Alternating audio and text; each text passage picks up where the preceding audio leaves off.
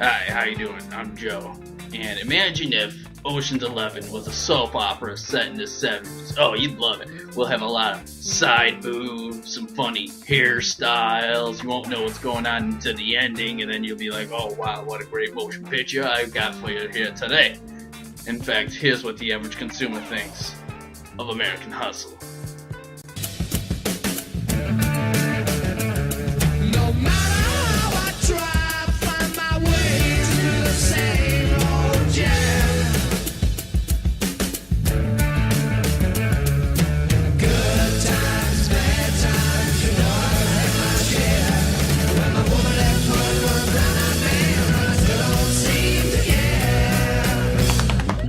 So American Hustle is about a con man and his partner who are forced to work with the FBI to take down some politicians.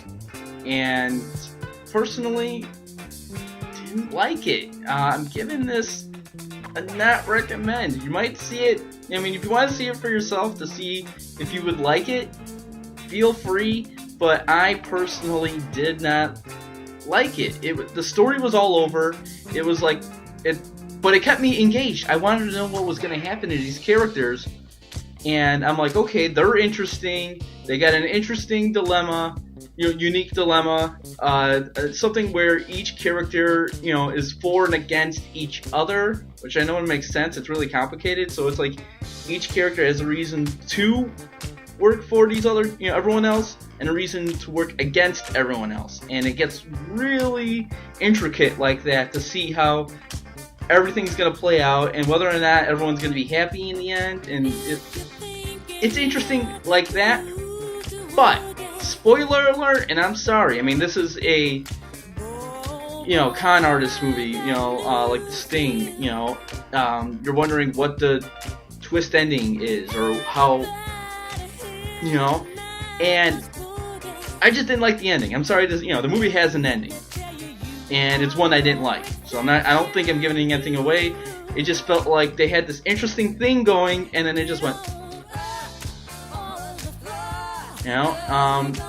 and it just felt all over. It felt like in the middle of the movie, it just stopped, and it was like, and then some other stuff happened.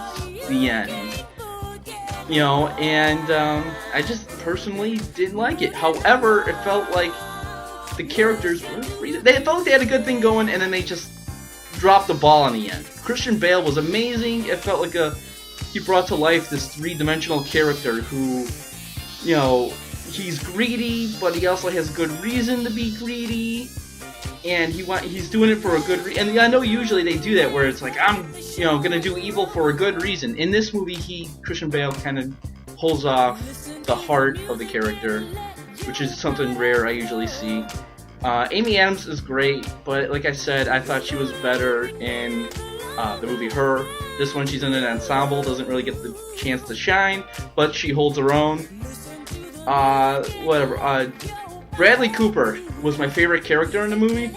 He was a kind of an underdog nerd who gets to pull himself up by his bootstraps and be a man and work his way.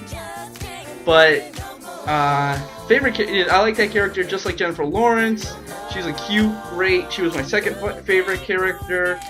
But it felt like her character should have been played by someone else. Like in this, it felt like a dramatic actress was playing a comedic role.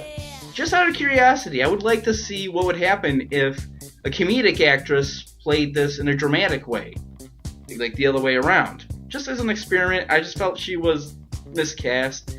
And Jeremy Renner was great, but again, felt miscast because it felt like he should be played by someone older. Like, imagine someone like this playing someone that looks like this. I mean, like a 1960s politician. I wouldn't expect that coming from Hawkeye. So, didn't like it. Giving it a not recommend, but I know you're probably going to see it for yourself, just to see what it's like. And that's what the average consumer thinks of American Hustle.